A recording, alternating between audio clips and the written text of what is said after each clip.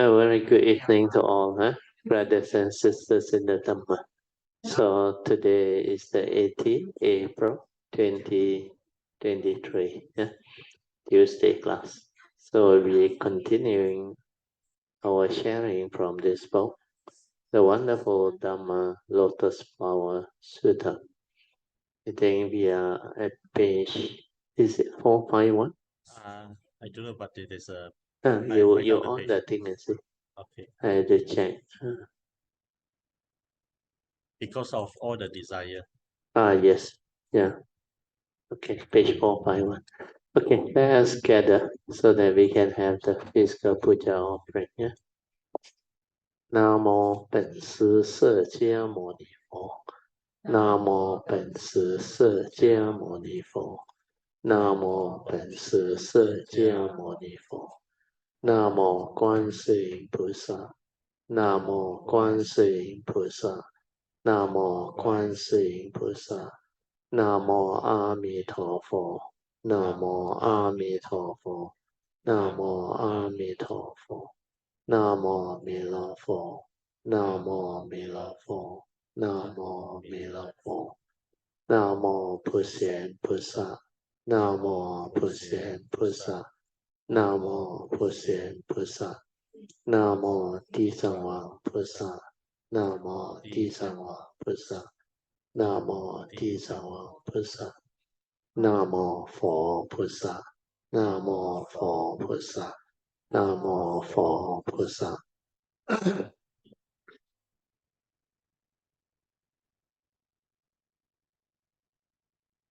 อะระหังสัมมาสัมพุทโธภะคะวะพุทธังภะคะวันตังอะภิวาเทมิ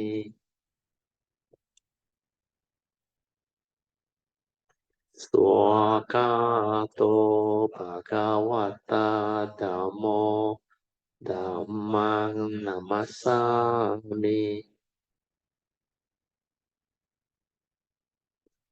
สุปฏิปันโนภะคะวะโตสาวกสังโฆสังฆังนะมามิ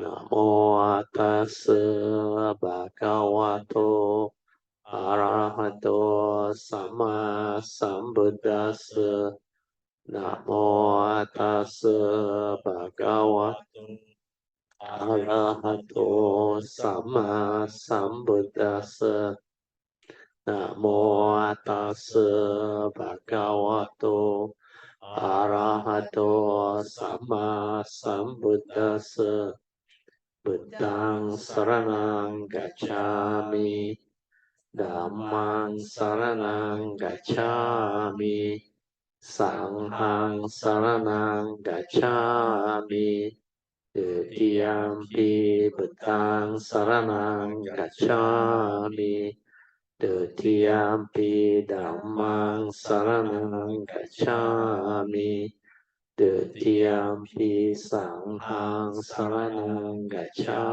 มิตติยมปิพุทธังสรณังกัจฉามิตติยมปิธัมมังสรณังกัจฉามิตติยมปิสังฆังสรณังกัจฉามิปานาติปาตาเวรมณีสิกขาปะทังสมาธิยามิอาทินาทานาเวรมณีสิกขาปะทังสมาธิยามิกาเมสุมิจฉาจาระเวรมณีสิกขาปะทังสมาธิยามิมุสาวาดาเวรมณีสิกขาปะทังสมาธิยามิสุราเมรยามัจจาป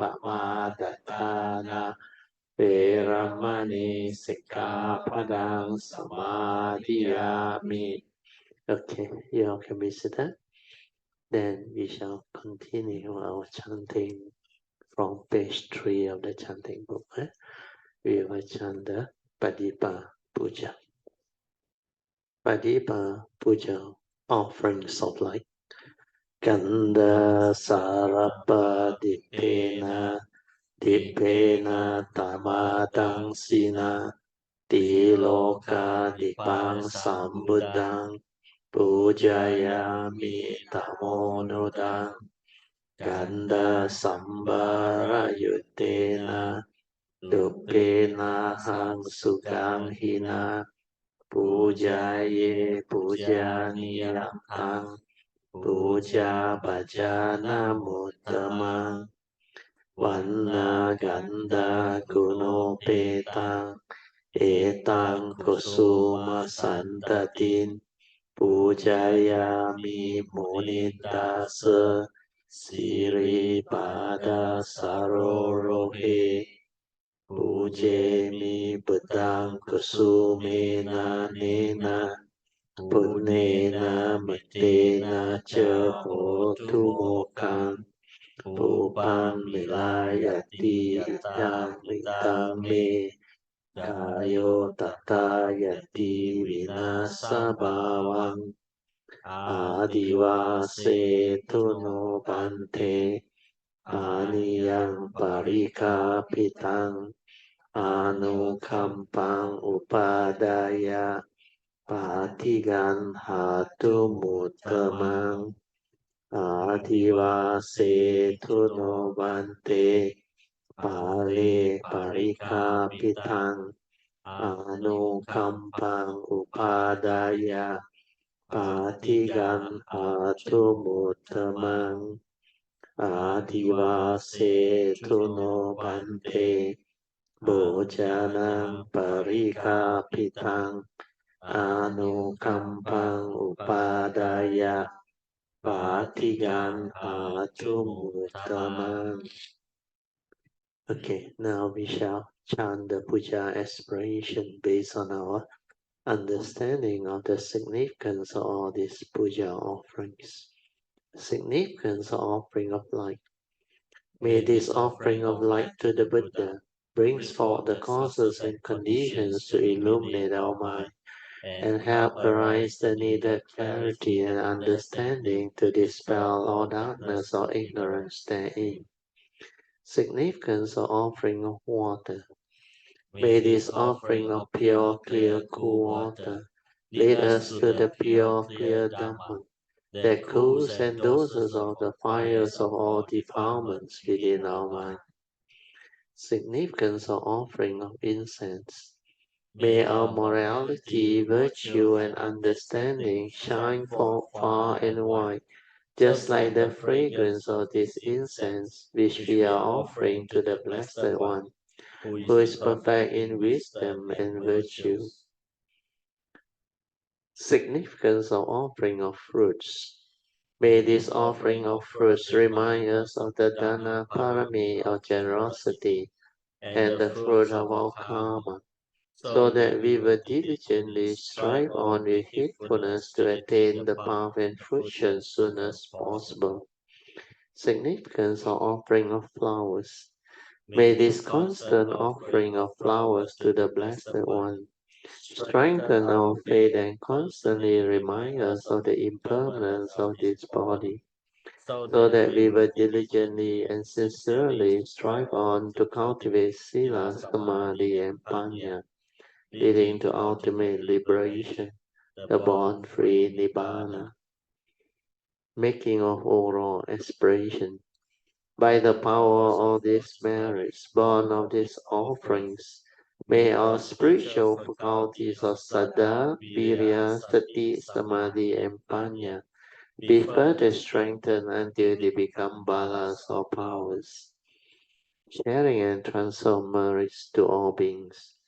May these merits be shared and transferred to all beings without exception, especially to those who have the condition and affinity to receive them. Sadhu, sadhu, sadhu. Okay, let's pay respect triple again. Bedang Pujayami.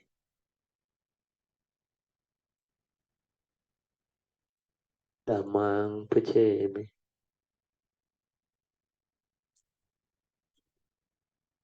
Sanghang Puja. Okay, you all can be seated. Okay, just relax body and mind. Then, as usual, we will off the light so that you all can have your half an hour of awareness-based meditation. Developing this awareness inside our heart is very important. When you are completely quiet without thought, the awareness will be there.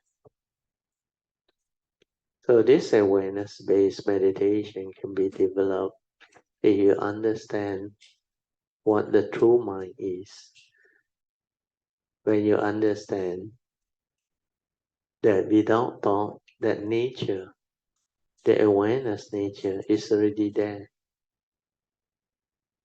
With that understanding, the fourth support to develop this awareness-based meditation can be very useful, very helpful, especially the first three support. The first support is relaxation. Relaxation is key, most important. You cannot relax body and mind completely and be at ease. You cannot meditate. You cannot develop the inner silence, inner peace, inner tranquility and stillness. And because of that, you must learn how to relax. Relax means be at ease. No more tension, no more stress. Completely relax, at ease. Wherever physically you feel any tension, tightness or stress within, just relax into it. Feel it soothingly relax. Then to relax the mind is relatively easier. You just have to tell your mind, allow you to have the space, the 30 minutes of awareness, development of the mind, so that it will not distract you, disturb you, when you don't hold on to anything, when you don't have any worry, anxiety, or don't attend to anything. Mentally, you are without problems. That's why you can be in a state of relaxed inner awareness. No need to think, no need to know, no need to attend to anything. So relaxing the mind is easy. Whatever the mind wants you to attend to or think, you can tell the mind after the meditation. Yeah. So for the time being, just talk to the thinking mind or mundane mind. Allow me to have the 30 minutes of peace to develop this awareness-based meditation. Then whatever it wants you to do, you just say after the meditation. Then it will not disturb you. Then the second support is to maintain awareness. No need to do anything, just maintain awareness. Whatever arises, aware, finish. The thing that normally distracts the living being is your sixth sense door, together with your mundane mind, the thinking mind. That one, it is constantly being distracted. The contact between consciousness and the sense spaces give rise to all the sense door perception. It can be through your hearing, your seeing, your smell, your taste, your tactile, or your mental thought process. So the sixth sense door, they tend to conjure up consciousness or activity of mind, leading to thinking, reaction of mind, stirring of mind. So meditation is to silence everything, to observe all this. That's why the second support is aware. Just maintain aware. Whatever contact arise, aware. Whatever thought arise, aware. Before the knowing, before the perception, where the moment you know, you perceive through memory, you have your habitual tendency, your views, your opinion, conditioning, and this was cause the mind to arise, to stir, to create the heedless thinking. So this habitual reaction is what the mundane heedless thinking mind is all about. Understand it. That's why you must learn how to relax, maintain awareness. Whatever arises, just let it be. Arise, finish. Arise, finish. Don't try to know. Don't try to do anything. Just maintain awareness within. Then after that, the third support is to stabilize this awareness nature. Yeah. Once you can stabilize it, you would have realized some progress. Then the mundane mind, the thinking mind, the sankara activity will start to slow down, until it becomes very quiet, very still. Yeah. Initially, cultivators of the way who are new, who have not established the awareness nature within, you have to be very patient. You have to have the faith inside, the trust. Continue to let things be, silence everything, maintain awareness until the awareness nature stabilizes. And when it stabilizes, you will come to realize a very, very peculiar mind, which is very quiet, very still, no activity, no movement. And that is your true mind. That is your awareness nature. But from there, the movement to give rise to thinking is very, very fast, very near, because thought can arise very fast. And all this activity of mundane thinking, without awareness, the stability of it, you cannot see, you cannot understand, because living being only understand the thinking mind, the mundane mind, because that is the mind that they have been using since birth until now. Of course, when they are very young, newly born, the true mind is there. But that time, the baby doesn't understand anything, no memory, nothing, no concept, no idea, no words, nothing. That's why it just have the pure perception. Yeah. But as we grow up, the conditioning, whatever activity, then the environment and the people that brings up the kid, they have a big influence on the child.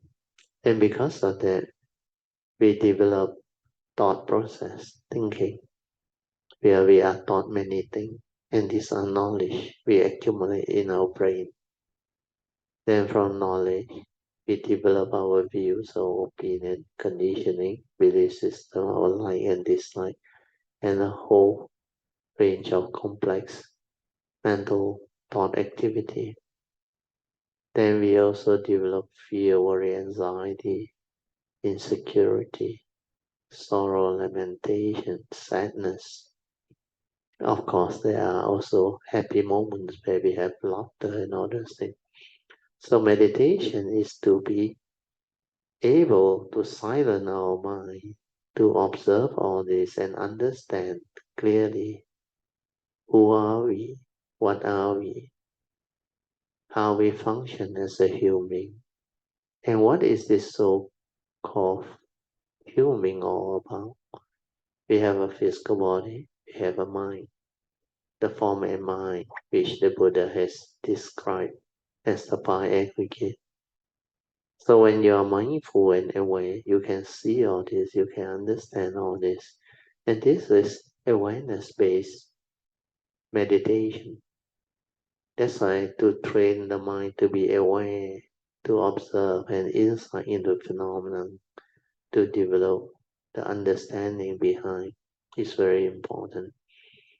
And when you can be completely silent and still, you can see things as they are, the activity, the movement, the sankhara, everything. Then when you can see things as they are, means you see truth. You no longer allow the memory to come in to interfere with what you see. So your memory's conditioning belief system that condition your perception to see things differently based on your individual conditioning. So this understanding is very important. Okay, so this first three, relax, aware, maintain awareness. Develop it until very stable. Then after that, if you have stabilized it and you have developed a clear understanding of what this awareness nature is all about, then you will progress. Your meditative understanding will become very different. And you can see a lot of things that you have never seen before. And the understanding keep on unfolding. Then when this awareness nature stabilizes until it becomes very stable, very clear, then you can go to the fourth support, which is trust. Trust your nature to develop the movement. No more interference from the thinking mind, the thought process. So this is what basically one need to understand. Then the rest is diligence, sincerity, faith, to cultivate this awareness-based meditation to develop the appropriate wisdom and understanding to allow one to understand clearly who are you, what are you, what is the five figure form in mind all about, their universal characteristic, etc. And when you understand all this, you are part of nature. That's why you will understand life, because life is basically nature. Nature has its movement activity based on the nature's law that governs life and existence. So all this is what meditation is all about. So when you understand life, you will know how to live life. Then you will be able to realize the pristine beauty and wonders of life. Then life becomes very meaningful, very, very wonderful. That's what the Buddha Dhamma is all about. It's wonderful, it's amazing, and it can bring forth a lot of wisdom, understanding, leading to enlightenment in the here and now. Okay, I'll let you meditate on your own now. Okay, I will set the alarm for 30 minutes.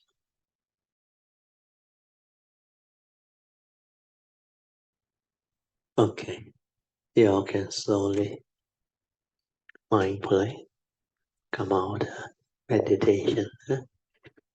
Try to maintain whatever inner peace, inner calmness, and inner awareness that you have developed for as long as you can. These are the meditative mind states that you need to use them while you live life, and use it to develop the stability of daily mindfulness. You need to be mindful in the midst of life. Then only can it develop further stability until you are heedful most of the time. And heedfulness is like what the Buddha defined under Dhammapada, verse 23. The constantly meditative, ever mindful, and steadfast one, they will realize the supreme born-free Nibbana. So when you train your mind to be mindful, stabilize it to be ever mindful, and use that mind to develop the meditation as taught by the Buddha, which is basically the cultivation of the Noble Eightfold Path, leading to the understanding of Sila, Samadhi, and Panya. And Sila, Samadhi, and Panya is the Noble Eightfold Path that can bring about the end of all suffering. According to Lord Buddha, the fourth noble truth is stated clearly. When you cultivate this Noble Eightfold Path, you will lead to the end of all suffering. Okay, now we will turn to page 6 of the chanting book. We will chant the invocation to the Devas. Invocation to the Devas. In this universe, in the entirety, let the deities of Devas come here. Let them hear the good teachings of the King of Sages, which gives heaven and release Nibbana. This is the time to listen to the teaching. This is the time to listen to the teaching. This is the time to listen to the teaching.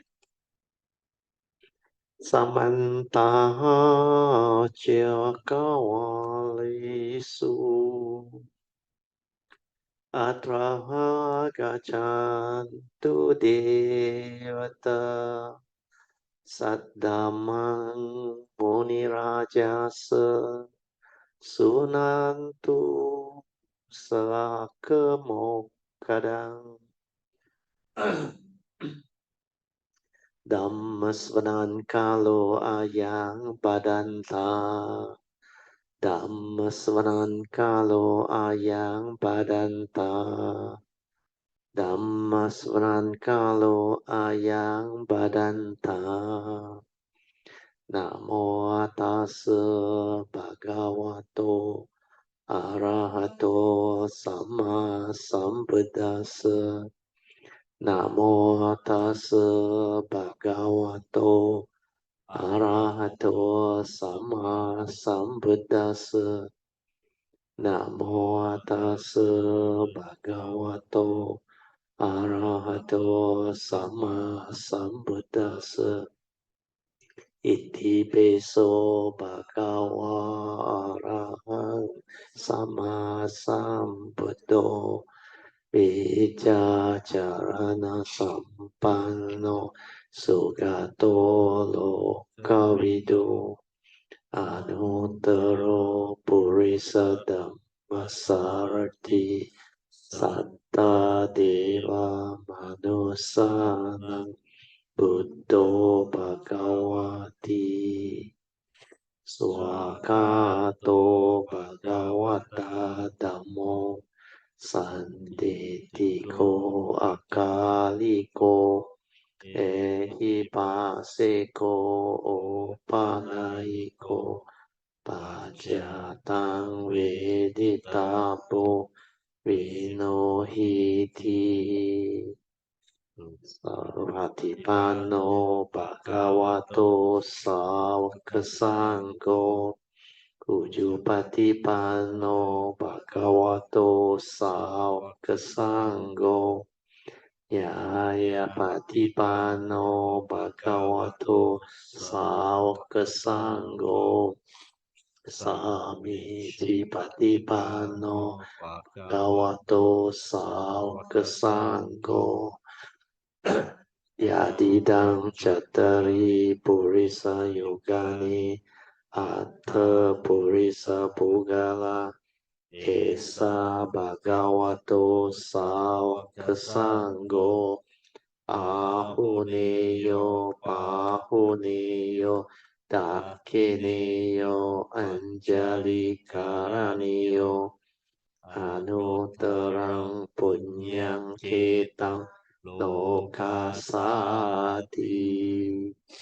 Sadhu Sadhu Sadhu Okay, you all can be seated. And now we shall continue from where we stopped. The wonderful Dhamma Lotus Flower Sutta.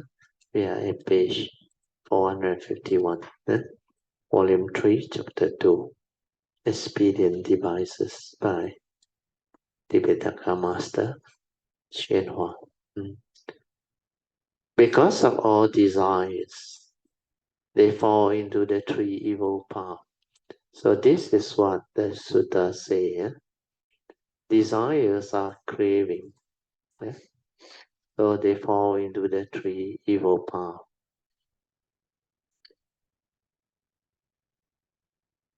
The first evil roots of this evil path is greed for food, greed for sleep, greed for fame, scheming for wealth, and lasting after sensual form.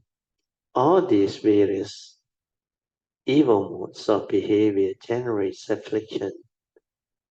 Because they are afflicted, they grew stupid. Because they are stupid, they fall into the three evil paths, means the evil destiny, the willful state, the hell rhyme, the animal rhyme, and the rhyme of hungry ghosts.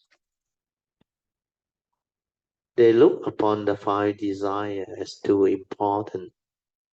Unable to free themselves, they let the chain of the five desires drag them into the three evil paths. So here we have to maybe develop some understanding of how Mahayana actually expanded on the teaching.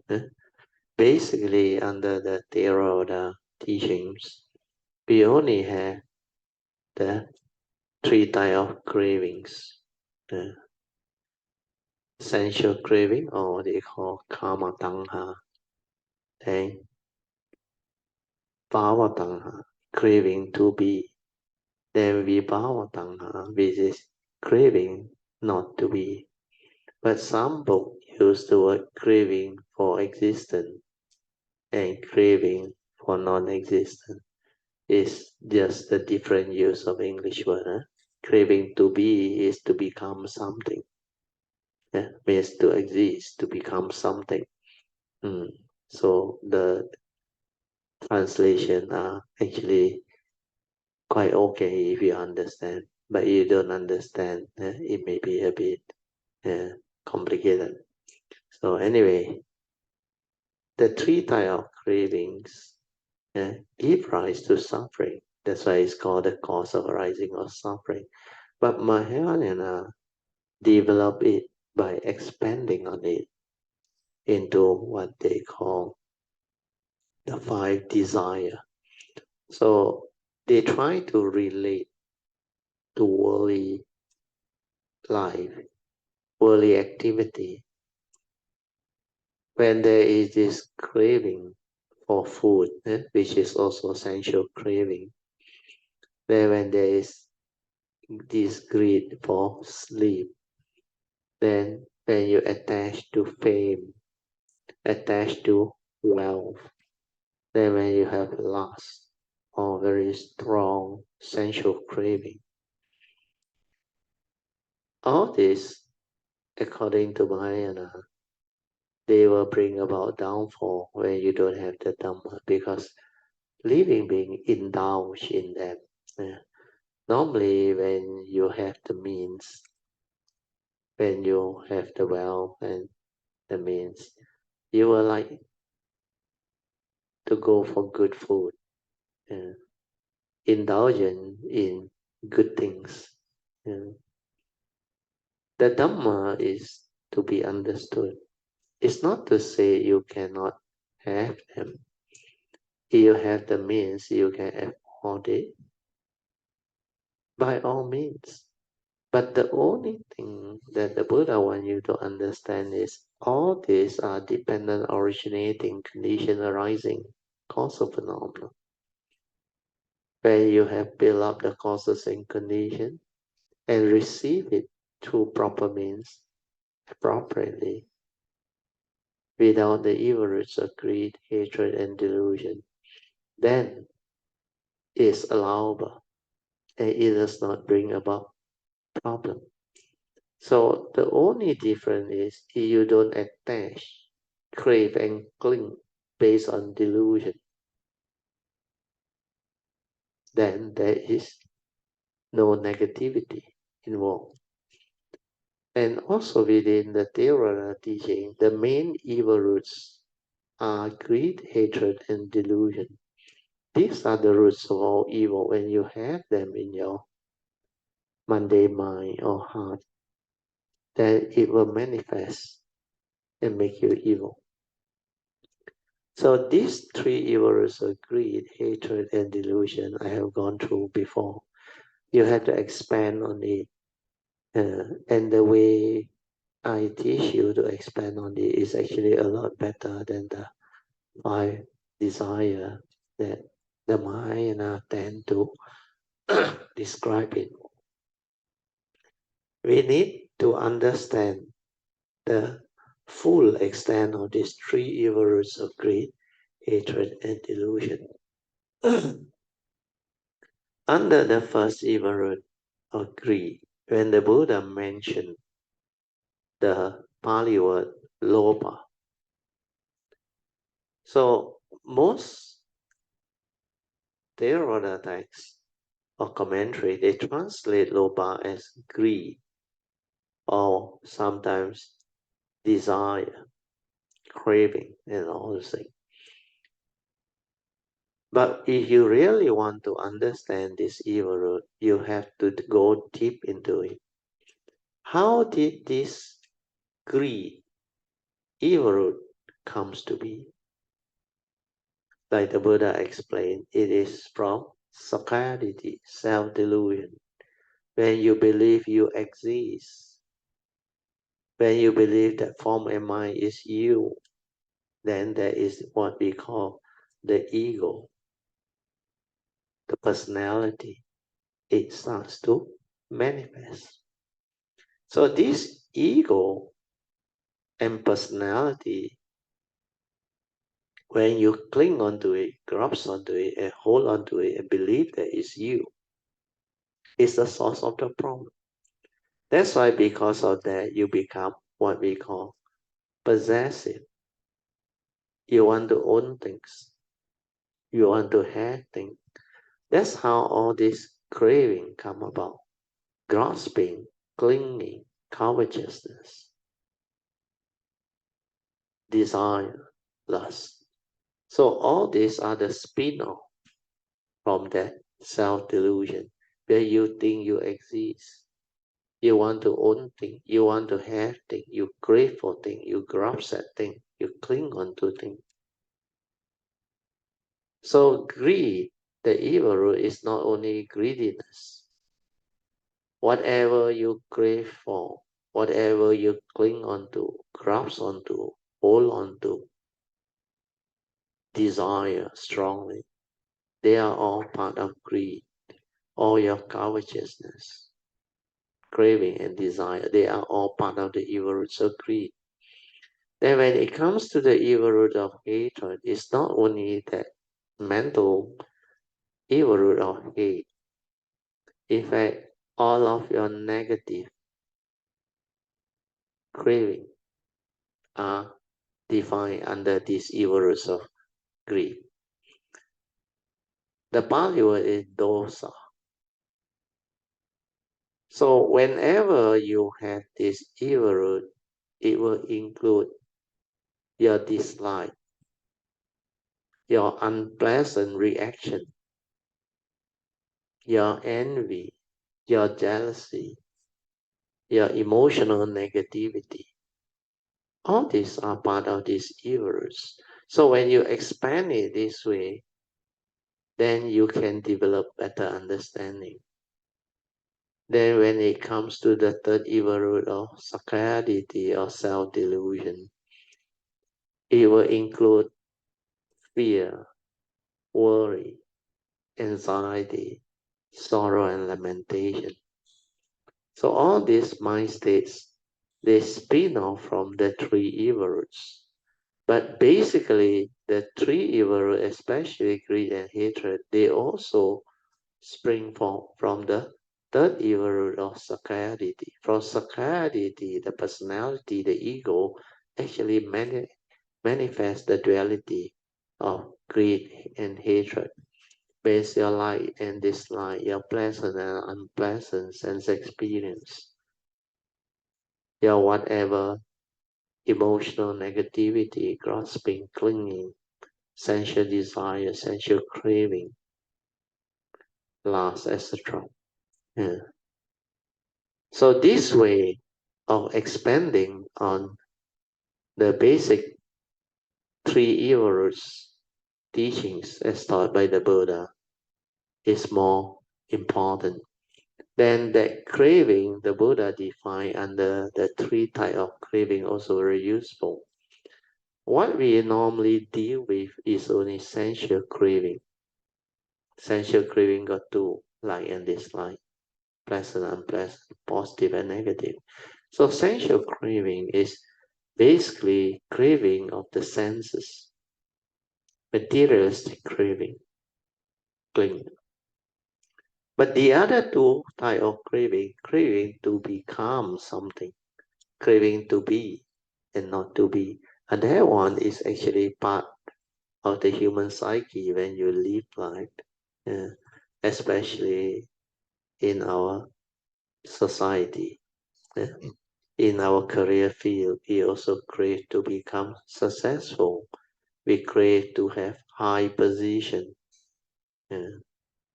that pays very well.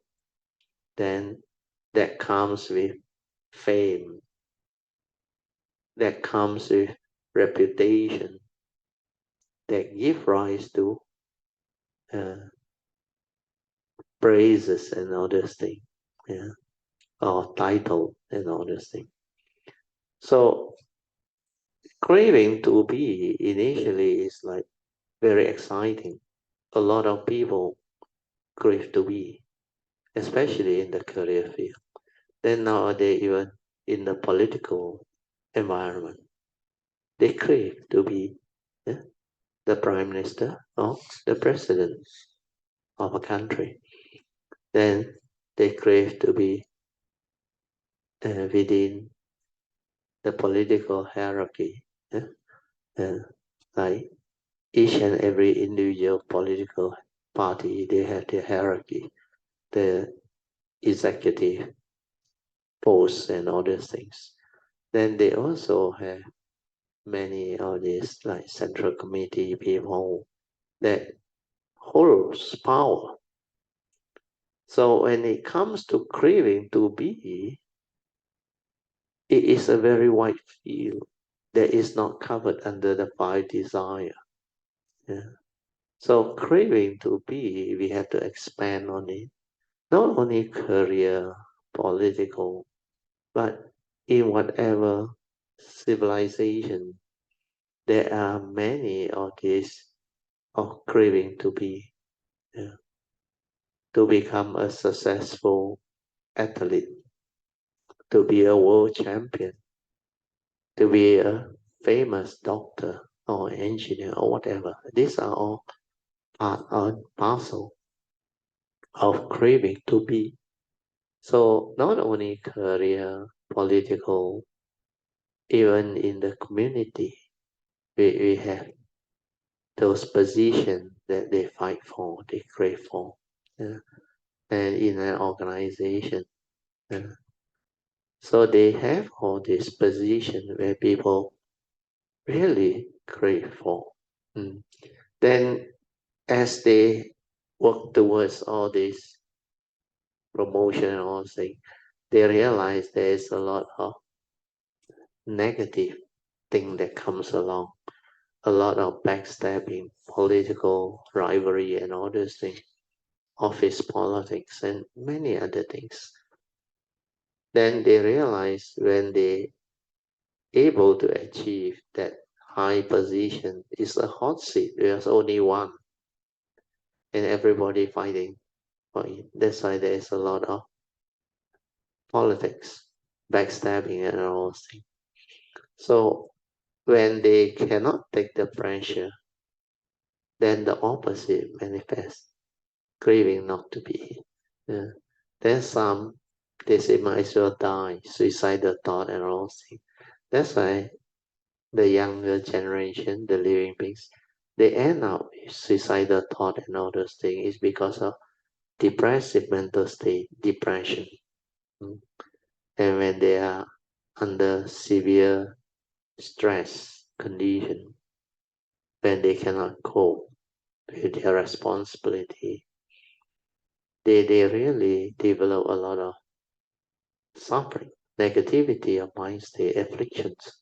So these are the craving that is not really dealt with much in the Mahayana tradition. But likewise in the Theravada tradition, it's mentioned the three types of craving, but seldom you hear any people or Dhamma speaker or monks or whoever expand on all this. Maybe the sensual desire one, they will talk a little bit. But when it comes to craving to be and not to be, it's seldom discussed or mentioned. Okay, we go back to the notes. That is just to let you develop clearer understanding. Okay, then the next part of the sutta say, they turn on the wheel in the sixth destiny. Means this is samsara. The sixth destiny is the definition of the Mahayana tradition. Is equivalent to the 31 plane of existence of the Theravada tradition. They call this the Liu Dao Lun Hui. The law of five rhymes, from the human rhyme down to the demons, then the hungry ghost. The animal rhymes, then the hungry ghost, then the hell rhyme. And these five, they are the same. Then the sixth rhyme, they call it the heavenly rhyme. And that one covers the form rhyme, the Deva rhyme, the form rhyme, and the formless rhyme of the Theravada tradition. That's why that one up there, the Deva rhyme 6, Brahma rhyme 16. So total 6 and 16, 22, plus the 4 formless rhyme 26, plus the 5 below is 31. So it's the same. Okay, now we go to the commentaries. Around and around means the samsara, they go on the wheel. In the sixth path of rebirth means Liu Dao Lun Hui, they call it Lun Hui. The sixth destiny where you keep on taking birth and they call it rebirth. Keep on spinning the wheel of birth and death. Samsara. Suddenly they are in the heaven, then suddenly they are on the human rhyme, which is earth. Then suddenly they are born as animals or cows. Then suddenly they may turn into horses. Then suddenly they are hungry ghosts. And suddenly they are asuras. Asuras are demons. They revolve around in the sixth destiny because they planted the causes to revolve on this wheel of life, samsara.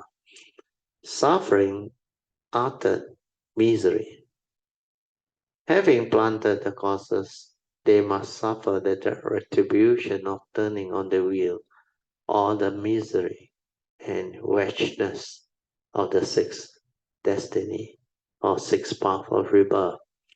So here they didn't mention hell. There is one more rhyme, hell. After the hungry ghost, there is this hell rhyme. Then the next part of the sutta says they take a tiny form in the womb. Initially, it's just the sperm and ovum. They fertilize. That's why it took a tiny form in the womb. The commentary says they may be born from a womb.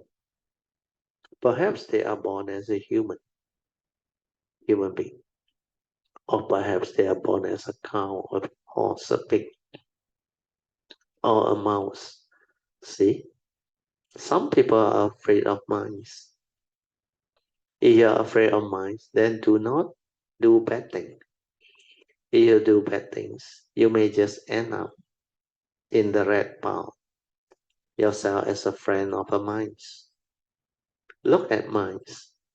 They are dirty, filthy. You would better be careful. Mice are also born from womb. Do you know? Then the Sutta says, life after life, it continues to grow, taking a womb to be reborn in one life. They take one kind of womb, and in the next life, they take another kind of womb. From small creature, they turn into large creature. From large creature, they turn into old creature. In general, their karmic obstacle continue to grow. The retribution of their evil karma increase life after life. It does not decrease. It just grows, getting bigger and bigger. Finally, how large it gets, nobody knows. Then the sutta says, with scanty virtue and few blessings. This is the danger when you are born in the woeful life. There is hardly any chance for you to perform blessings, develop merits, or virtue. So according to the commentary, it said they have very little virtue. Therefore, they are blessed. Retribution is also very small. So most of the time is the evil retribution. Then the sutta continues. They are oppressed. This is very true. Huh? You don't take care of karma, you don't take care of your life, you will be oppressed by scores of suffering. So here the word score maybe not that many, but in actual fact, you don't take care of karma. Suffering is really unending, especially those born in the hell realm, the woeful state. They undergo all different kinds of suffering.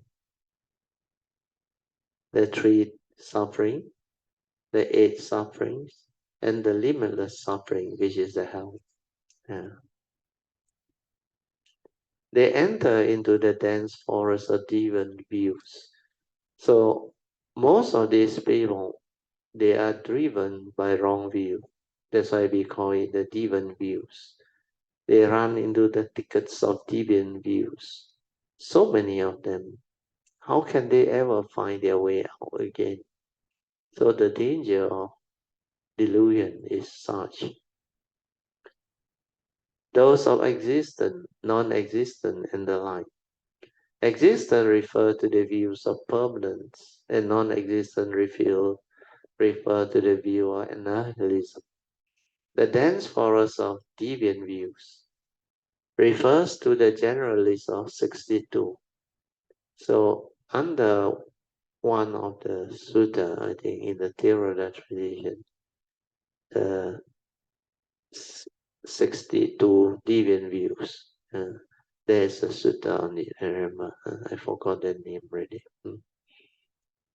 Then Shuna say, I have not explained them before, but now I will. Oh, okay, good. So he will share this. You have all heard of the 5 skandhas, or the 5 aggregates of form and mind, which is form, feeling, thought, activity, and consciousness. Then the other one they miss out is perception. Those of outside religion think form is large and I am small. Form pervades the Dhamma rhyme. I am very small and am within the form. This is really stupid. How could they make up this theory anyway and say form is great and I am small. I am without form. That is theory number 1. Another outside religion comes out with the theory, form is small and I am great. Form is within me. So these are all the wrong view. This is the exact opposite of the first theory. Ultimately, what form is, they do not know. But form jump right into them. That is theory number 2. Then another outside religion have this deviant view. Form is just me.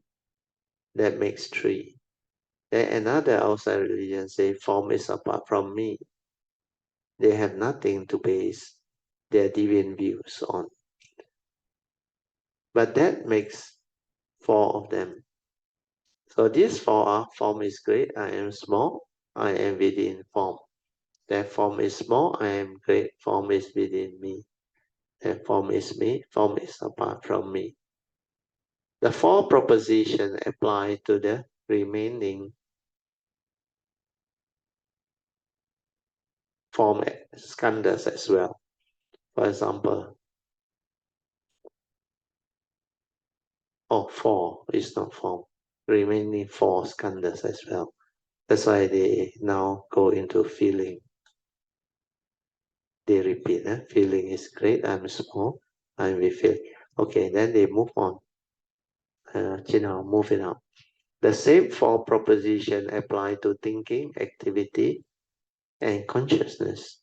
Means the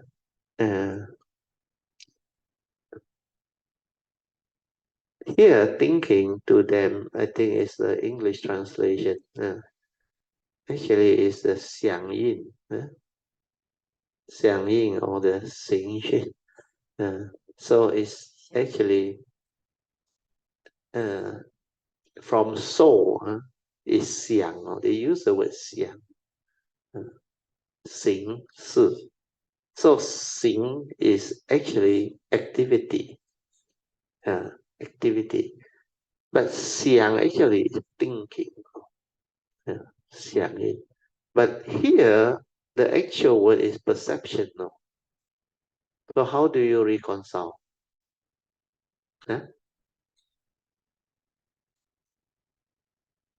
I make a intelligent guess.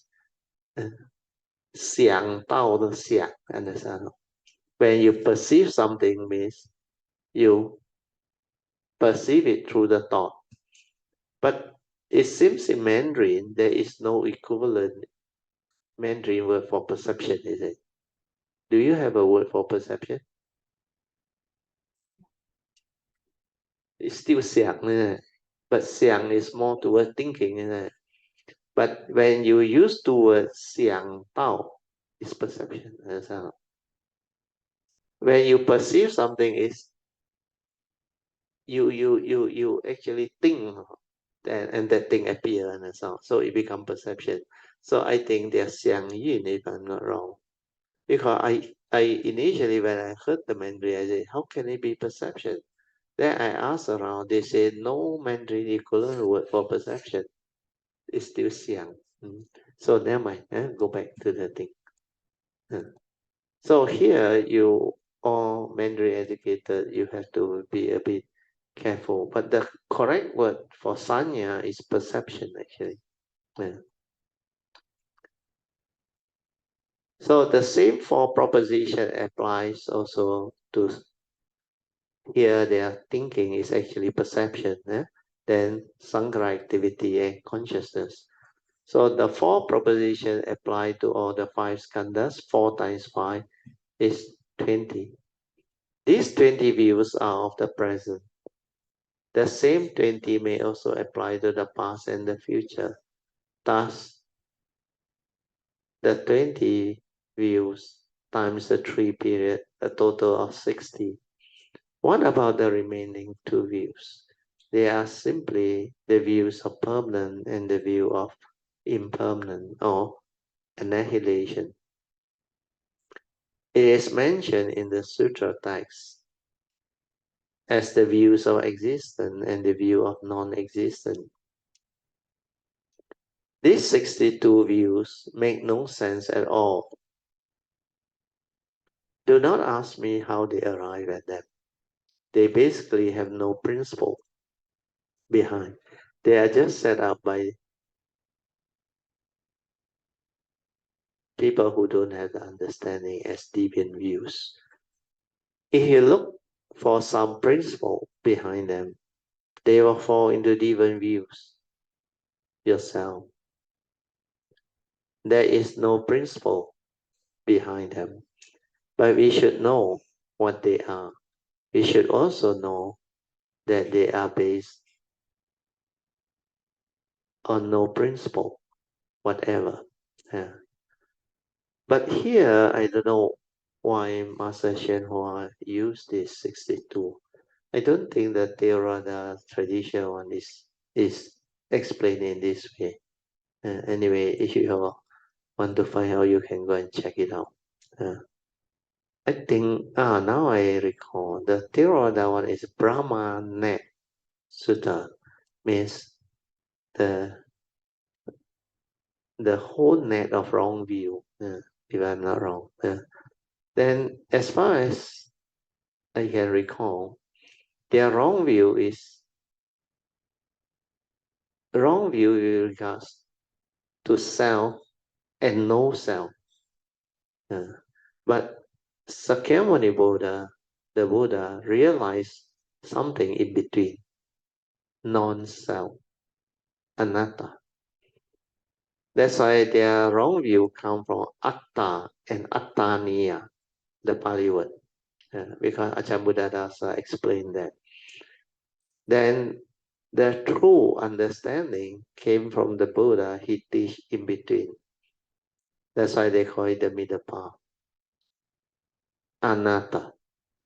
Atta means they believe in a permanent soul, a permanent entity, which they can cling on to, grasp onto. That's why they call it the Atman, the ultimate self, and all those things. Then the other one is Ataniya. They don't believe in a permanent self. They believe after death, everything is gone, no more. Annihilation. Death is the annihilation. But according to the Buddha, when he saw Paticca Samuppada, dependent originating, every phenomena is like that. Not only living beings or human beings. In fact, all nature's phenomena, they are like that. Physical, mental, and nature's phenomena. So what happened is, according to the Buddha, thing exists, but it's not a permanent, unchanging entity. It's also not total emptiness, annihilation, nothing. There are things, but they are not permanent, unchanging entity. And they are also not total empty, means without anything. It's just like how we understand. If you look at life, there is such thing as life existence. It's not everything is empty. Understand? It's not everything is permanent. Everything is just the way it is. Within the conditioned world, it follows the nature's law that governs life and existence within the conditioned world. That's why we have the conditioned Dhamma. And this one exists. Although when you penetrate the unconditioned Dhamma, you realize that even though it exists, they are not real. That's why it's impermanent, not a permanent, unchanging entity that you can cling onto, grasp onto, and hold onto and say, this is me, this is I, therefore all this can be mine. There is no such thing. Then the Buddha also came to realize another aspect of existence, empty nature of existence. Means ultimately, there is no reality. Everything, like what my teacher say, all mighty nature rolling by. They arise and they pass away. Everything is dependent, originating, condition arising, causal phenomena. They come and go, come and go. Exist, sustain itself, cease. disappear. And everything follow the same dependent originating theory of Paticca Samuppada. And because of that, when you have insight into this phenomenon, when you have realized the truth, you awaken. Then you realize the form and mind is not what you think. When this is not a permanent unchanging entity, this one also dependent originating, condition arising, causal phenomena. So it's not completely without anything, empty, attaniya, or atta, the true self, the supreme self, or whatever. So the understanding is anatta, mean non-self. It's not a permanent, unchanging entity that you can call self, grasp, cling, and hold on to it. But it's also called non-self because there are things. The form and mind exists, connected to your karmic nature, but it's not you. It's not a permanent, unchanging entity. That's why it's called anatta, non-self. But it is something in between that exists where it's karmically conditional. And this one is supported by causes and conditions. That's why it is something pertaining to the conditioned world. And the conditioned world has its conditionedom, has its duality. That's why the mundane mind, the karmic process, the existential law, they all actually form a complete, what they call existence. It's just like the boundary condition for the conditioned world is already set. So all these things does manifest, exist, evolve, like what we see in this universe. But they are all impermanent, not a permanent, unchanging entity. Every phenomenon is like that, everything is like that. Even the elements, the planets, the living beings. Whatever that exists within the conditioned world, they manifest the same universal characteristics of anicca, dukkha, and anatta. And when you meditate with the silent mind, the awareness nature, and when you awaken to it, you can, like the Buddha said, insight into phenomena and awaken to the three universal characteristics.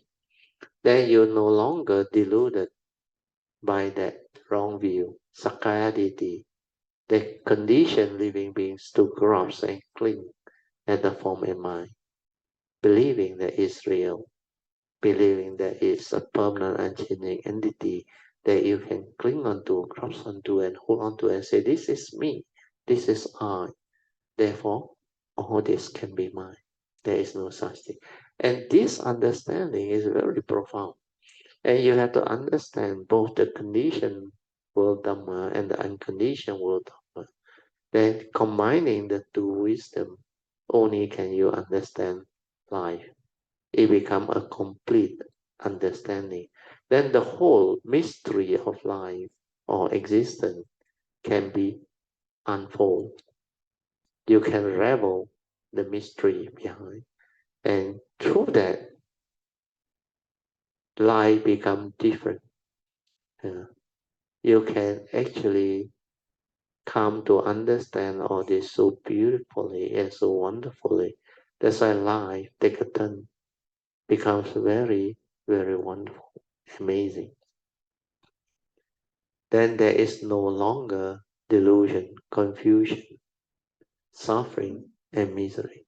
What you need is the understanding behind, the wisdom behind, that you can get to live life and experience all of the pristine beauty and wonders of life, all of existence, all of creation, all of the unconditioned and the conditioned. That's why all this are very amazing, very beautiful, and very wonderful when you have cultivated the Dhamma, penetrated the Dhamma, and awakened to its essence. And this is what is possible even within this conditioned world. That's why the secret behind, like I always explain, is for our nature to manifest and arise within this universe.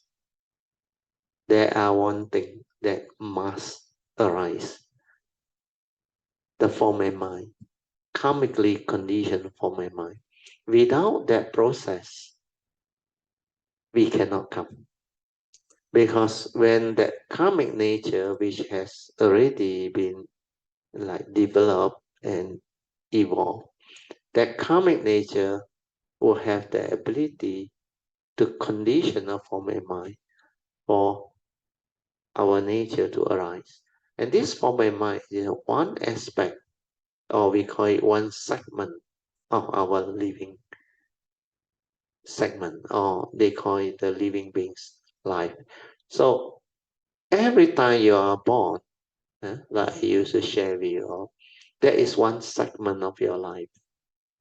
But since we have lived for eons and eons and eons of life, so which one is you? Like just as Hsuan mentioned, the 31 plane of existence. You can born anywhere, any run, and you can keep on repeating, coming and going, coming and going. Which one is you? That eons and eons of billions and billions of segmented life. Everyone that you come, none of them is you. They are just that karmically conditioned segmented life. If it's you, what happened if that segment died? Did you die? You didn't die. But every other segment has its birth and death, birth and death, birth and death. And the summation of all those accumulated and accumulate into the karmic nature. That you have developed virtue, wisdom, understanding, then you can also develop the summation of your cultivation, and they are stored up in the spiritual nature. So the karmic nature and the spiritual nature, these two, they must be developed until they are very, very well developed. Then that being that arise because of these two beautiful nature, they are great beings. And you can fulfill the full perfection.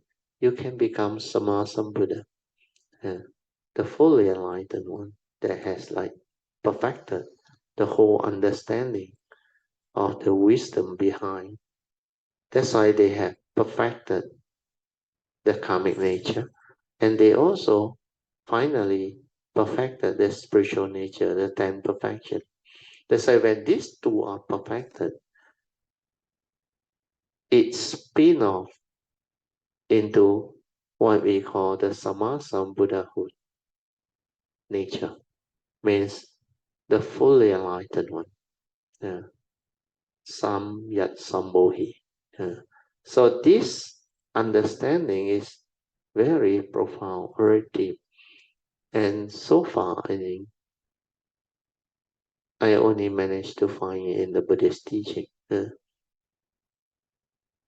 Maybe other teaching they have, I don't know. I haven't really come across it. So this is the uniqueness of the Buddha Dhamma. Okay, we have to end already, because 9:50 already. I will have to mark this page. Okay. The next sentence is deeply attached to illusionary Dhamma. Okay, we stop here. Yeah. So the 62 wrong view according to Shenhua is explained up there. No wonder he said no principle behind it. Based on what he explained also, I also find it not relevant. no principle behind that. But the one atta and attaniya, that one is more appropriate. So if you are interested, you can go and read up the sutta, the 62 wrong view. Brahmanet, I think Brahmanet something. Okay, so I mark this page, then we can have our next session. We'll continue the second session, which is meditation reporting, followed by Q&A, whatever question you may have. Okay, the last session was sharing by, I think, Song at this Thursday class. Then after that, Alicia also came in. Then Pocheng also chipped in. So, any of you, Alicia or Song, better? Who wants to come in? Master Alicia first. Good evening, Brother Ju, Yeah. Mrs. Ju, and all Kalamita. 今天我有点时间，我就看了几个金浩 post 的那个 video。short video。其实我看了几个，就是我特别喜欢这个 Five Aggregates Form and Mind。Actually，让我 understand 整个teaching，我觉得这个是 essential，很 basic， 但是很 essential。对。如果我们不明白的话，我们不能够 penetrate， 就是 how 我们 come into this being， 就是我们从怎样，就好像 Brother 就刚才讲的想，我就在想，其实我在想，为什么叫想？其实 Brother 就讲想到其实是对，因为没有那个 perception 我们没有不懂我的 understand 对吗？就你没有 keep contact with 你的 mind 你就没有那个所谓的recall to memory，然后你就不会知道所谓的所有的东西，就好像它 mechanically 就react 的嘛，就好像对，所以前一阵子 I think 大概2年前吧，我一直想明白about 这个 Five Aggregates，所以我就每一天都在 contemplate Brother 讲的 Dharma about the Five Aggregate，how the Five Aggregate comes to be，一个一个的去深一层的去思维，为什么starting with 那个 form， Brother 每天讲要 go beyond form， 因为那个如果我们看不到那个form， 就是说那个怎样讲，我们看不到那个所谓的我们一 contact 一来就是我们的 six sense 一 contact 一来，我们就怎样讲，就是你会很直接的就去到 memory 那边。对，它的快到你根本就yeah， 因为 the human mind, the psyche, the conditioning, the belief system, and the cognition power through memory, because you accumulated them all. That's why form delusion is very difficult to break. The moment you perceive it, you will straightway lashes onto it because of your memory, your views, your opinion, your conditioning, your belief system, and all your accumulated phobia, insecurity, memories, everything. So the whole of the human psyche is so deluded because whatever they come to perceive, whether through the seeing or the hearing or the smell, taste, tactile or thought process, they will grasp, they will cling. That's why when you have contemplated the Dhamma, you have developed some form of cultivation and understanding, you will go through the phase like what Alicia go through. You become very interested in the five aggregates of form and mind. And this is the basis of the Buddhist First Noble Truth final summary. Because the Buddha mentioned clearly under the First Noble Truth, the eight reality, the final summary of the eight reality. The Buddha under the eight reality say, in short, he said, it is due to living beings, sakkaditi, self-delusion, that condition them to grasp at the five aggregate of dukkha, that I call affliction or suffering or dukkha. Means this five aggregate of form and mind, which the Buddha defined as the final summary, is very important. That's why we have to understand, why did the Buddha say that? And how can I understand that? So these inquiries are very important. Why did the Buddha say that? How can I put it to test? And how can I, through putting it to test, investigate into it and realize it and confirm that it is in conformity with reality, with existence, with life. That's why during the early days, very strange how I didn't even try to find out what this five aggregate of form and mind is, no? But naturally my nature understand one. And the way I understand it is nothing from the book one. The book hardly talk about the five aggregate of form and mind. They only name the five aggregate. Rupa, Vedana, Sanya, Sankhara, Vijnana, the Pali word. Then they use the direct translation.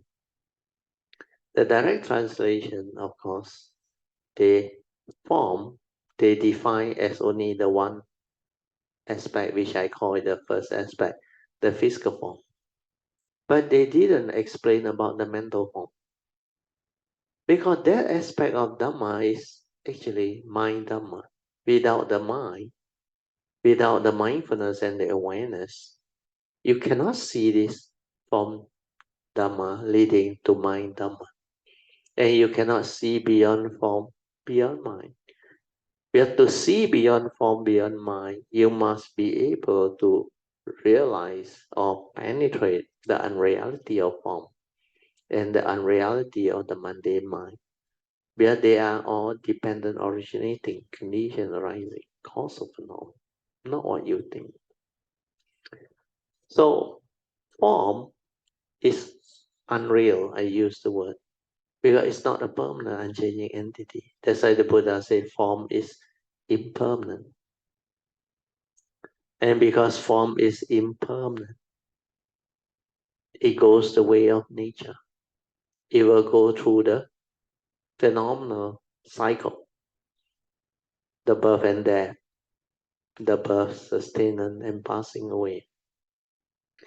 Then sometimes they have the birth, growth, decay, and dying.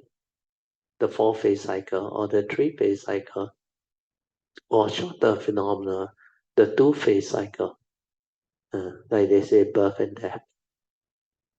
A lot of phenomena, they are very fast, birth and death.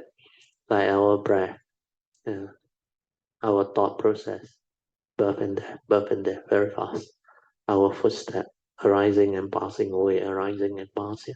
So everything within phenomena, all of physical phenomena, nature's phenomena, mental phenomena, they exhibit these universal characteristics of impermanence. If you attach and cling and grasp, it leads to suffering. Then because they are impermanent, it's not a permanent, unchanging entity. That's why it's non-self, empty, not real, not what you think. So to penetrate all this, you need to insight into phenomena and penetrate the three universal characteristics. Once you penetrate this, you will understand many, many things. That's why the five aggregate of form and mind, I reflected and I contemplated, then I came to know what it is. Of course, the first aspect as a human being is easy because the Buddha already defined the five aggregate. He said physical body or physical form is the first aggregate of rupa. Then we have a consciousness trapped inside. Then I break it out for you to develop the understanding. What can your mind do? And then the four aggregate of mind will come about because the Buddha wants to define it this way so that it can actually help you understand clearly how you function as a human being. Because our mind has this power to feel, to perceive, or the other word is cognize, yeah? And to create thinking activity, mental activity. They call it sankhara activity, mental states, mind states, and all things. Then it can also have the power to become conscious. Conscious of what you see, what you hear, what you smell, what you taste, what you tactily feel and think. That's why the sixth sense is very powerful. Then I also came to know, because the mind has only four aggregates. Then how did the fifth aggregate of form enters the mind and create the second aspect of the five aggregate of form and mind? That's why I saw through my awareness how the process of perception leading to cognition come about. So once you cognize through perception, the external form enters the mind through perception. That's why within the four aggregate of mind, you also have the mental form.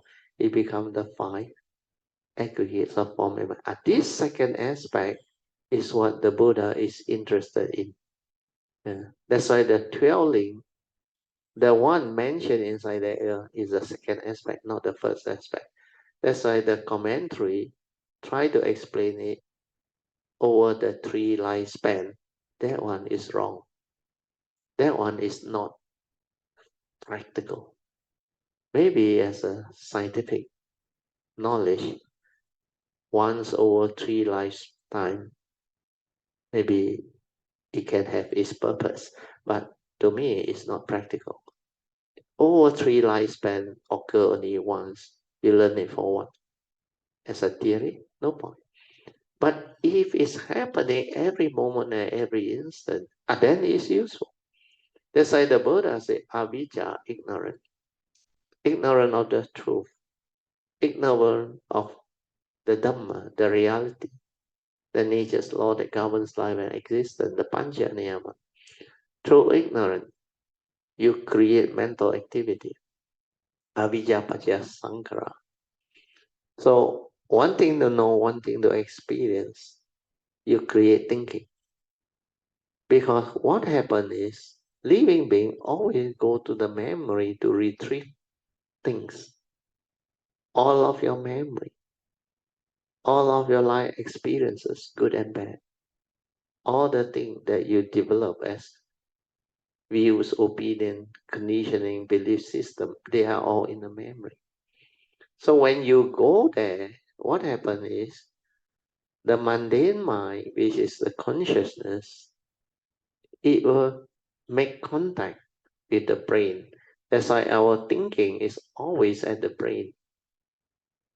So due to ignorance, it conditioned ignorant thinking, mental activity. That's why avijja pacha sankhara. So this mental activity create mental consciousness. Why? Because our brain is like an organ, understand? Like the eye as an organ, EYE. Upon contact with the consciousness inside, it gives rise to that seeing consciousness, understand? So the brain gives rise to that thought consciousness. That's why avijja pacha sankhara. So this mental activity, which is sanya and sankhara, they will actually go in. Trigger of the thought consciousness. So initially, the third link is vijnana. Vijnana is what we call the thought consciousness. That is the pure vijnana. Before the content of consciousness go in. It's like the pure seeing. Before the stirring of mind, reaction of mind. So that pure vijnana, when it has the views, opinion, and conditioning from memory, straight away it conditions Namarupa, the five aggregate of form and mind. Namarupa. And that one is when the content of consciousness went in. When it goes in, it becomes a thought. That is what the thought is all about. So that thought dependent on the sense basis. Thought arise. Because for this thought to arise, there must be sense basis. That's why Namarupa Pachya Salayatana, the sense basis. And because of sense basis, there is contact. Because of contact, there is feeling. So the whole Paticca Samuppada starts. Feeling condition, craving, craving condition, grasping, grasping condition, becoming. Then you take birth.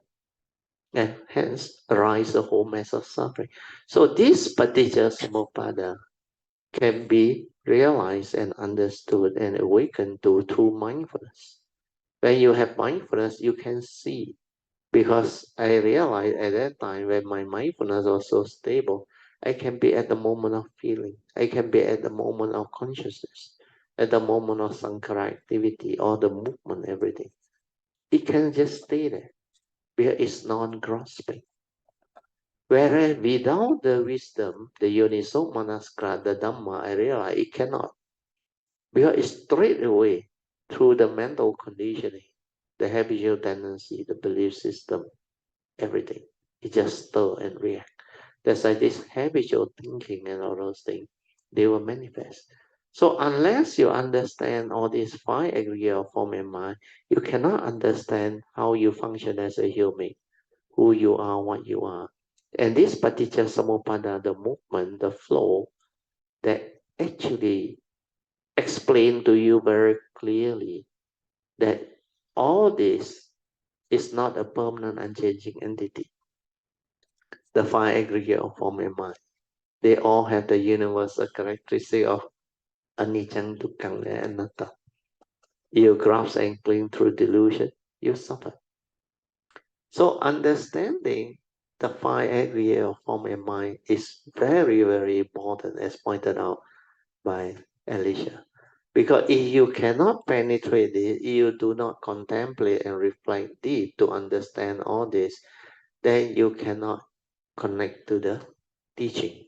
Because the teaching can only be understood when you have the mindfulness to penetrate all this and see the link of Paticca Samuppada and awaken to it. Then through that, straight away, that form a mind that is connected to the awareness, that is aware of all this unfolding, it will like realize, awaken, like insight into phenomena and awaken. Then once it's awakened, means, in other words, we call it enlightenment.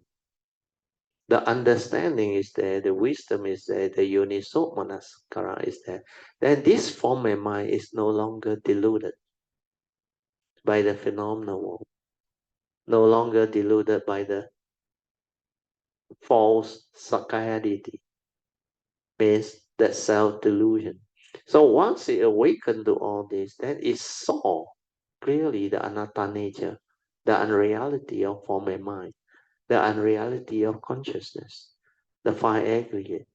So when it saw all those, then form has no more power over the mundane mind, the five aggregate of form and mind, the so-called living being.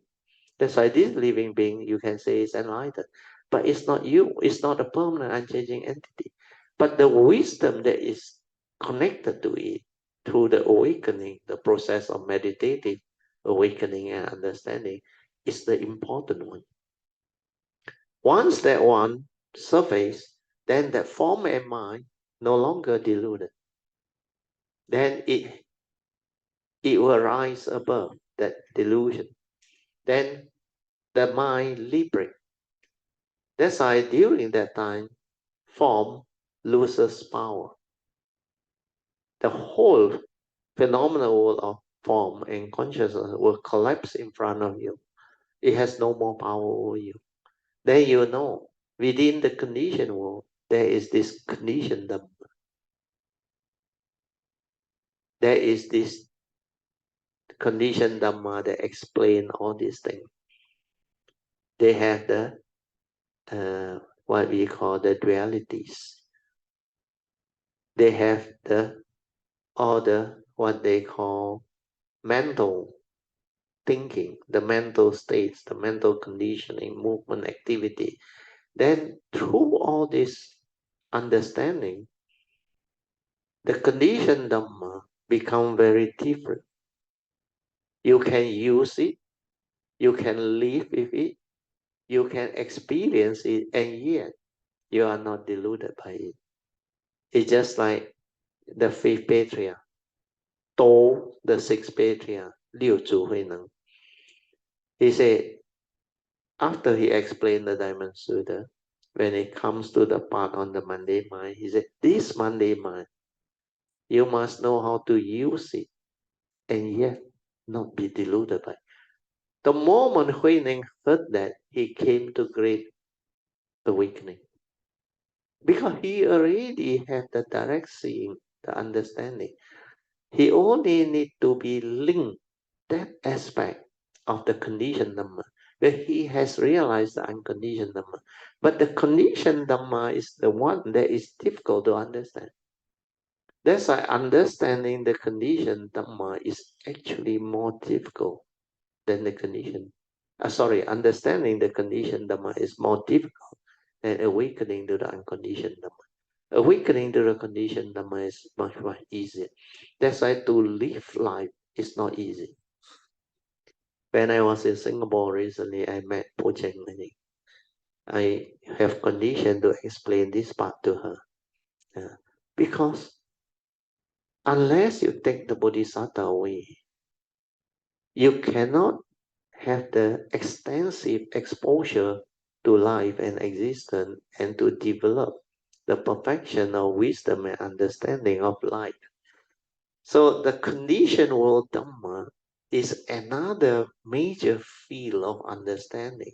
And that understanding is unending because evolution is unending. Existence is unending because it's like limitless. Aeons and aeons, and it keeps on evolving, unending. And to develop the perfection of understanding of all the possibility of the conditioned world, the phenomenal world, leading to all the perfection of all this understanding is not easy. That's why you need to really cultivate until you become like at least the third stage of Bodhi mind development. When you are able to illuminate your nature. So Bodhi mind that illuminate your true nature is the third phase of Bodhi mind development. And that one is very important. If you cannot reach that stage, you cannot understand what that nature is. But once you reach that stage, you become different. Your cultivation becomes different.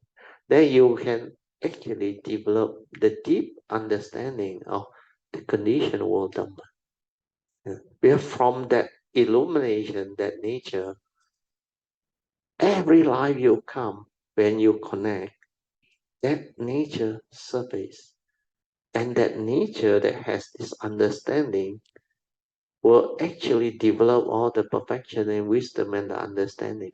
That's why after that, you will move on to the fourth stage of Bodhi mind development, which is Bodhi mind that renounces samsara. Means that time, samsara is nothing to you. You were not like normal people, worry about aeons and aeons of cultivating. No, that time you will understand the Bodhisattva way is very rewarding.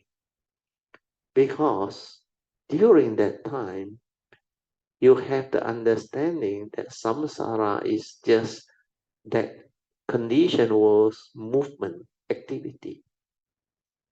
And when you have all this understanding of the unconditioned and the condition, then when you come, you become very beautiful.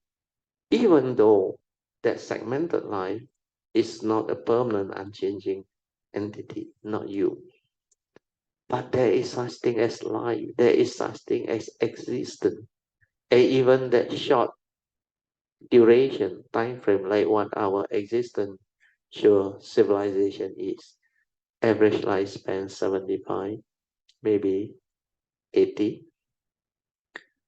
It's good enough. You connect early, like my case, 35. Even now, I already have almost 33 over years of the third phase of Dhamma, Pativeda. And this is the reward of the fruition of your hard work. So when you realize the fruition of your hard work, you get to live the third phase of Dhamma, which is Pativeda, the life of an enlightened being that has this understanding, that has this, what they call wisdom of both the conditioned and the unconditioned. So once this come about, then the being that go through the conditioned world's existence actually is very different, very beautiful, very, very amazing. So this phase, this understanding, very few cultivators of the way can actually develop. But there is such thing, and it's possible. That's why the teaching, the Buddha Dharma, is actually very, very profound.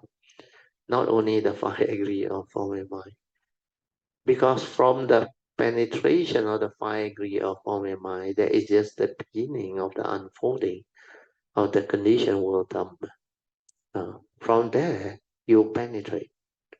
Then when you go through the Bodhisattva way, after eons and eons and eons of long period of cultivation and perfection, you start to understand many more things.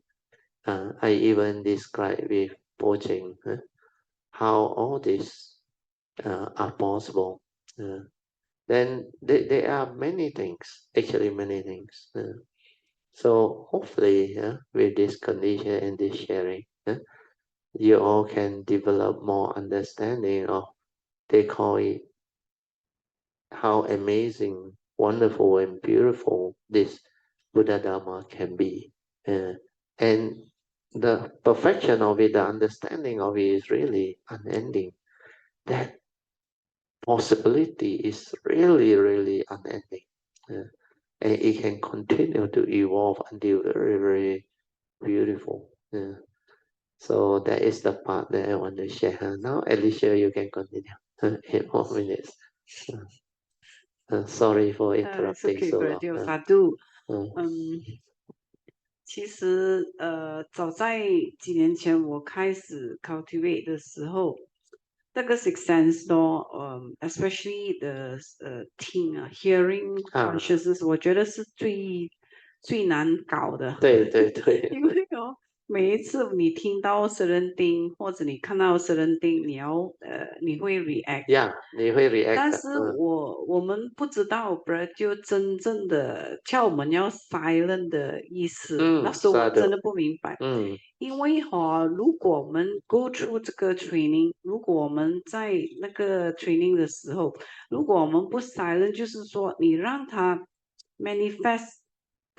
当你看到还是你在当下你有那个 space 的时候，它慢慢你的心就会被磨到，到 certain time 你会来这样，就是它停在那边，你就不用做什么了。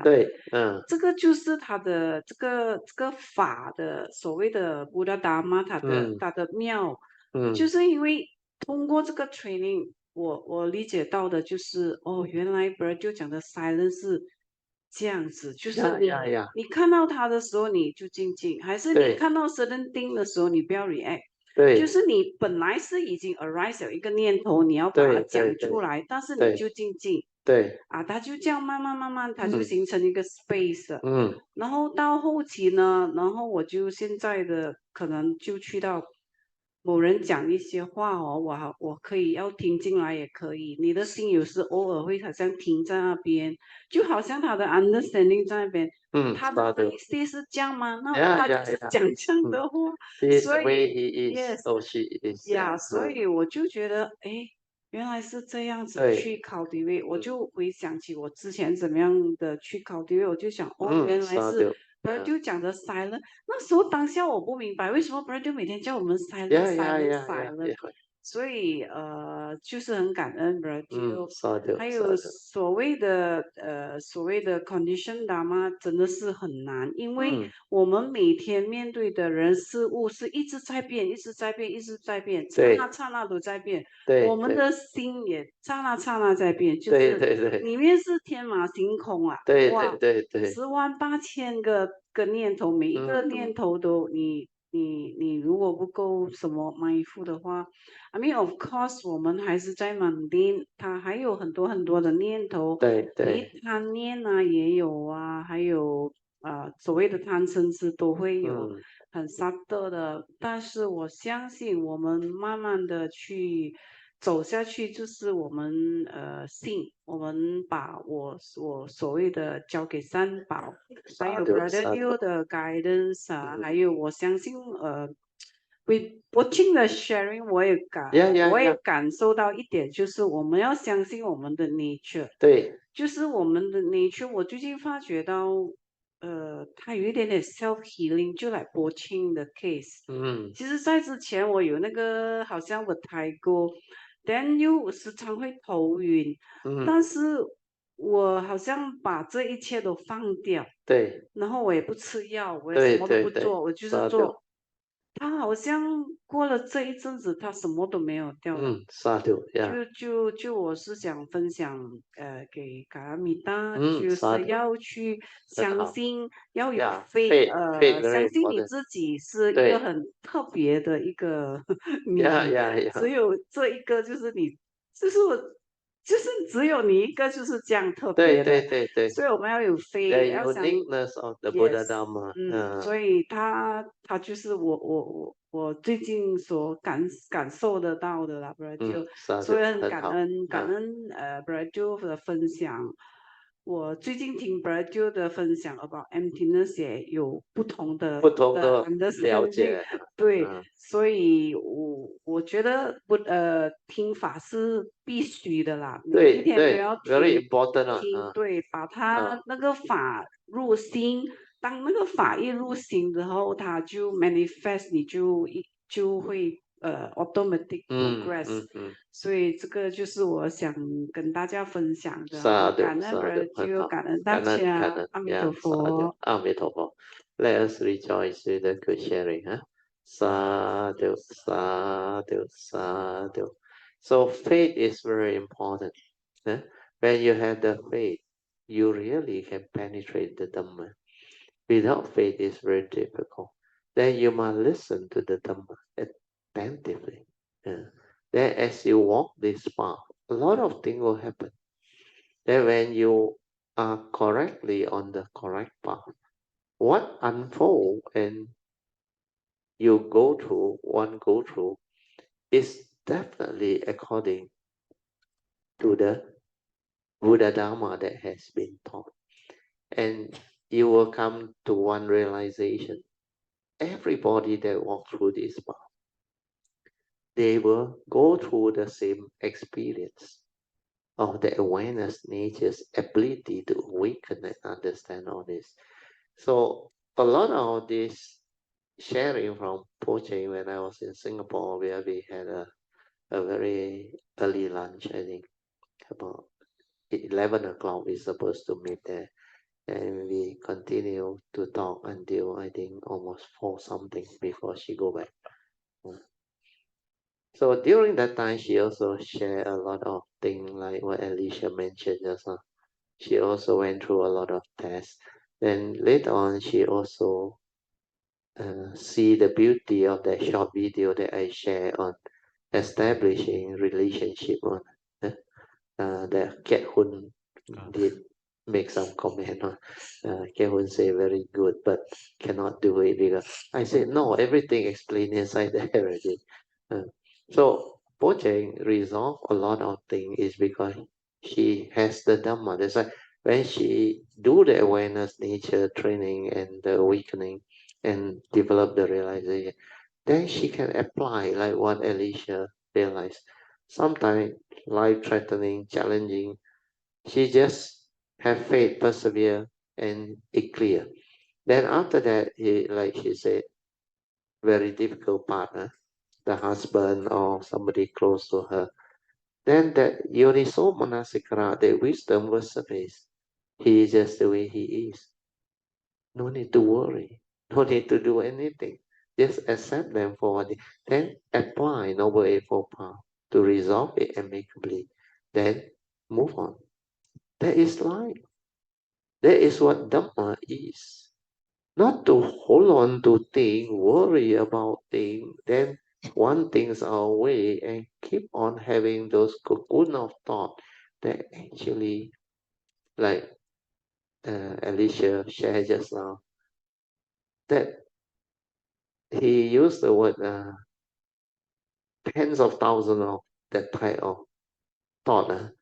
How many are you going to hold on to? You suffer not enough. It's so stressful to hold on to all those thinking.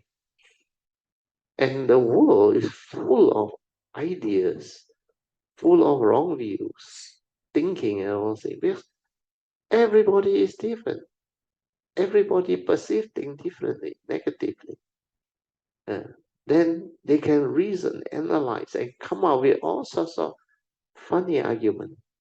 Even in the field of our civilization, politics, and all those things. You look at the way certain countries they actually go about making those political speeches. Sometimes you can know that they are lying, outright lying, but they can justify into so beautiful words. Only the deluded one are taken by it in the name of human right, democracy, and all things. But actually, what they say is behind the back, they violate everything. They did the opposite. So this is what the phenomenal is. Without Dhamma, without understanding, you will get yourself entangled. They will have power over you. They will have actually great influence over you. And they can cause you to actually take side and develop that hurt mentality. That's why they have a lot of this mob going on, demonstration, fighting, difference of opinion, and all those things. Okay, I think we have to end. So let us rejoice one more time. Sadhu, sadhu, sadhu. Okay, we will share merits, then we will transfer merit, then we will end.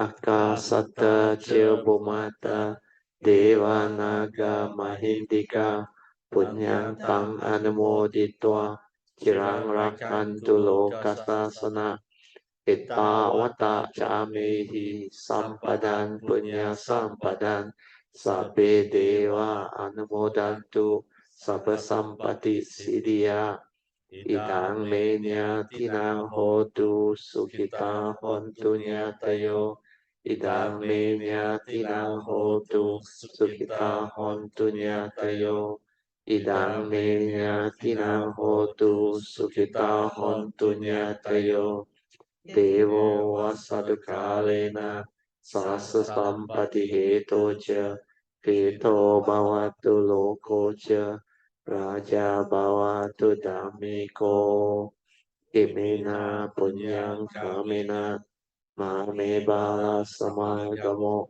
Satang Samagamo Hotu Yawa Nivana Patiya Sadhu Sadhu Sadhu.